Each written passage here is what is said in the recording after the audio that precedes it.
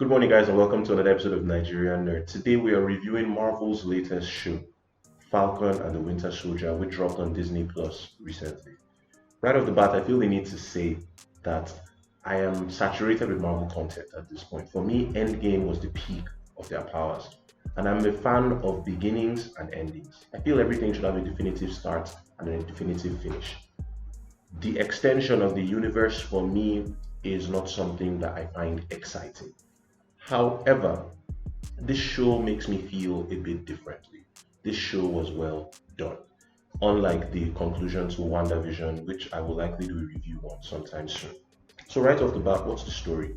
The show tells the story of Sam Wilson and Bucky and their lives post Endgame after serving with the Avengers. There's a lot of nuance to the way the story is told. There are a lot of social topics that are broached, and there is the internal and deep personal struggle of Bucky through the course of it, which was excellently done. When you're dealing with Disney, you're dealing with a different beast entirely. With Disney, you have the budget of a small nation and an infinite talent pool. So there's nothing that they cannot do. Now take all their past experience and excellence over the last 15 years with all the Marvel movies, and then chuck them into these small TV projects that they are working on, like what they did with Falcon and Winter Soldier, and they have infinite room to shine. I can't knock this movie on its pacing. I can't knock it on its presentation. I can't knock it on its acting. I can't knock it on its CGI or its action sequences. Everything gets a 10 over 10. I can't find a flaw. So what I'm just going to do is I'm not going to approach this as a review. I'm just going to talk about the things that stood out to me.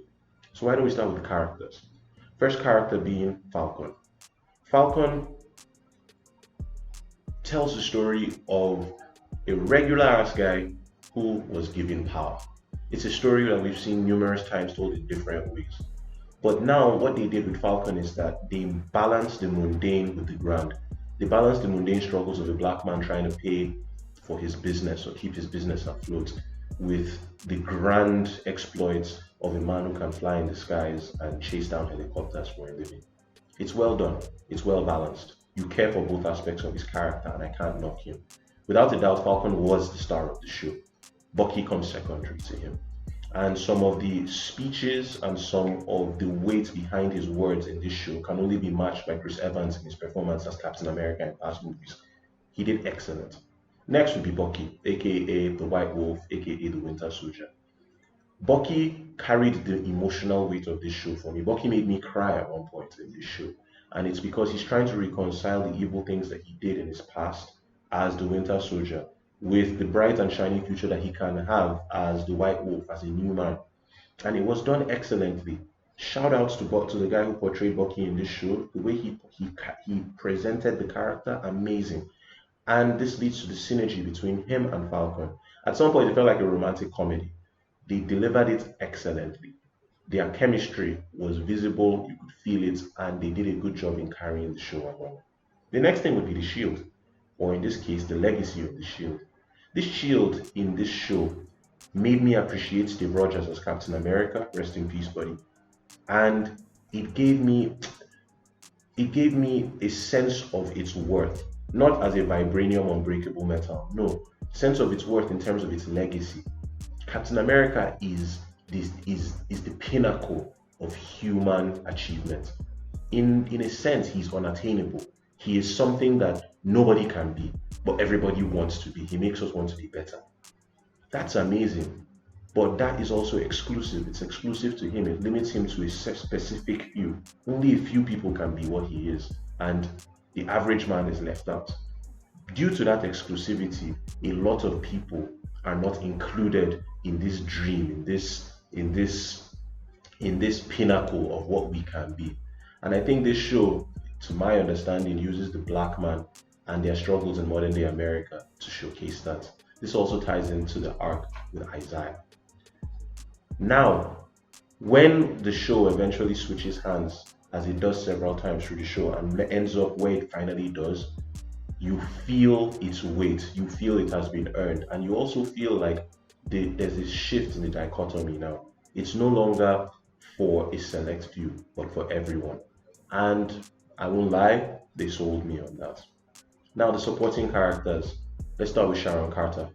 She was complex, and due to the different plot twists in the revelation of who she is, I'm looking forward to seeing her in future shows. The next would be Baron Zemo. Baron Zemo, for those of you who don't remember, was the villain in Captain America Civil War. He was utilized excellently. I wanted to see him on the screen every single episode.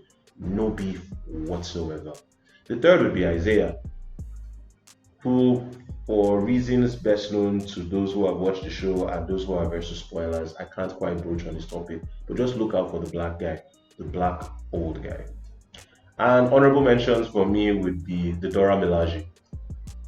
Man, at this point, Wakanda is the most exciting part of the MCU for me, and seeing the way they were shown, seeing the level of skill with which the Dora Milaje dispatched the people who got in their way, yeah, that gave me goosebumps and that made me happy. Now, I praise this show, but what is bad about it?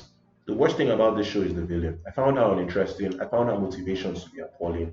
And to be honest with you, for me, the mark of a good villain is my ability to empathize with you. Look at the great villains of history, or in the MCU, for instance. Let's start with Thanos. At certain points, I wanted Thanos to win. He made me believe in his cause, and that's the empathy I'm talking about. Even Loki. Loki started off as a piece of worthless douchebag, but over time, he grows on you. This villain, I wanted her to die. Like, I wanted her to die, and I wanted her to be forgotten. But she's carried on by the numerous complex characters such as John Walker, the Captain America, the new Captain America, and the other supporting characters and themes explored in the show that you don't really feel bothered by her. When she's on screen, it's like, okay, yeah, she's here. But when she's not, there's so much else to captivate you that it's good. I give this show a solid 9.5 out of 10. It should get a 10 out of 10 if not for the weak villain and how she was portrayed. But I think you should watch this show, and I think you should watch it before anyone spoils it for you. Please remember to like, share, and subscribe. We're trying to grow new content every week. I love you all, and peace.